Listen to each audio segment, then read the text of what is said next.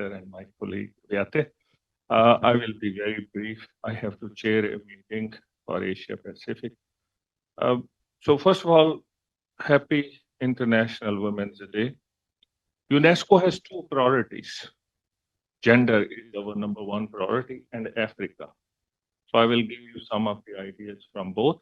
And I'm very pleased to let you know our present Secretary General, as we say, Director General, and the previous Secretary General have been women leaders, Madam Bakova and now Madam Azule. And the last three Assistant Director Generals for Natural Sciences have been female colleagues as well, and wonderful. And I'm very happy to see Professor Shin here, the academician of TWAS. TWAS is a UNESCO initiative as well. So that gives you an idea that UNESCO is really behind all of these very important areas. And we are with the UN system, with UN Women, and wonderful initiative by CCG. Very quickly, so in UNESCO, we issue what we say World Science Report, a very important report, and I'm very happy to listen to Ambassador UAE mentioning UNESCO statistics in STEM. But there is a very important part of that report which talks about a leaky pipe. Leaky pipe is there are more female who are studying from primary school level, and they reduce in secondary, they reduce in university. By the time we reach to the leadership level, there are lesser and lesser female colleagues who are leaders in science and technology. This is a very big problem around the world, the leaky pipe in science. So that's where we have been promoting gender transformative policies in science and technology. Let me highlight a few quick challenges. In ICT, we have a gender equality paradox. The paradox is countries with very highest levels of gender equality, such as in Europe, there are lowest proportions of women pursuing advanced degrees in computer science, including I've been a professor in Australia, and I can testify there are lesser and lesser female colleagues who are pursuing engineering, technology, artificial intelligence, those fields. Whereas in countries where there is lower gender equality, there are more and more female colleagues who are pursuing advanced degrees in technology, like in Arab countries, my native country, Pakistan, and many others. We can give you examples. So the problem is with the policy. The policies are not right. So that's first challenge for STEM fields and careers, and to make these fields more attractive and more aligned with the lifestyles of the female colleagues who need to be catered in many respects very carefully. Also, there are biases in data sets, for example, for artificial intelligence. Those data sets and the training models which are being used, they are promoting gender stereotypes.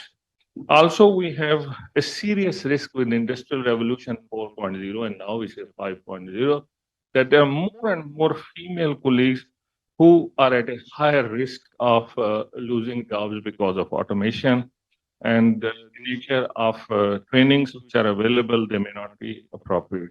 So we have these big challenges. So certainly there are opportunities, and that's where we need to continue to work together on new technologies, especially artificial intelligence, empowered technologies, also looking into how can we reduce the gender gap, which is the widest in Africa, followed by Arab states and Asia Pacific.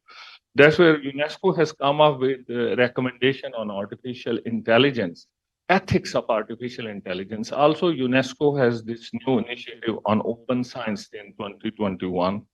So just very quickly on the ethics of AI, the strongest emphasis is to develop gender responsive AI systems, ensure human rights, fundamental freedoms of girls and women, and making sure safety and integrity is properly catered in AI system lifecycle. I recommend you to look into ethics of AI, which will be our major work in China with the Ministry of Science and Technology, and of course with the Ministry of Education.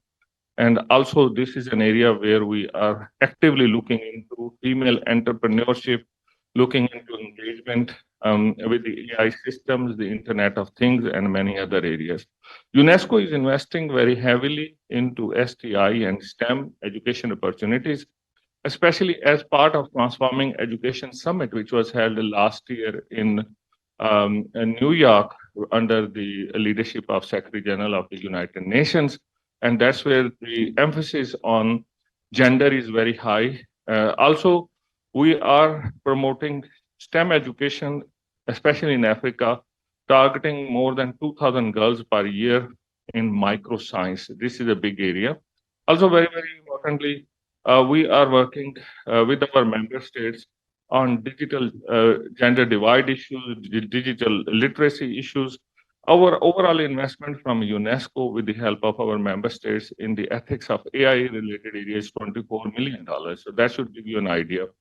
Also, as I mentioned to us, UNESCO has Organization for Women in Science for Developing World, OWSD, and we give special fellowships for the female colleagues coming especially from the developing countries. Also, I would like to highlight today, and we should do it in China, UNESCO has, with L'Oreal, a very long-term partnership for Women in Science Awards. And this recognizes, it's like Nobel laureates. These are the highest laureates. 5 laureates we recognize every year, and 15 rising talents, and we do it also in many countries. Also, from the policy level, we have a number of initiatives with our member states, especially to fight gender stereotyping in the STEM areas. We also promote postdoctoral fellowship programs for skill building in sustainability science with the World Academy of Sciences, with TWAS, and also with a number of partners around the world. Also, very important to mention here is the role of science teachers from the primary school to all the way through inquiry-based science education, and also the tools and the equipment which may be available, and also making sure we continue to promote with the private sector. So we have partnership with Google, Microsoft, Airtel, Huawei as very important partners to promote digital literacy and the role of women in ICT. So these are some of the areas I will be very happy to follow with colleagues. I'm really sorry, and I apologize that I will be rushing. I need to start to be in the meeting in the car. So thank you, dear member. Thank you, dear colleague. Thank you. Thank you, Dr. from UNESCO.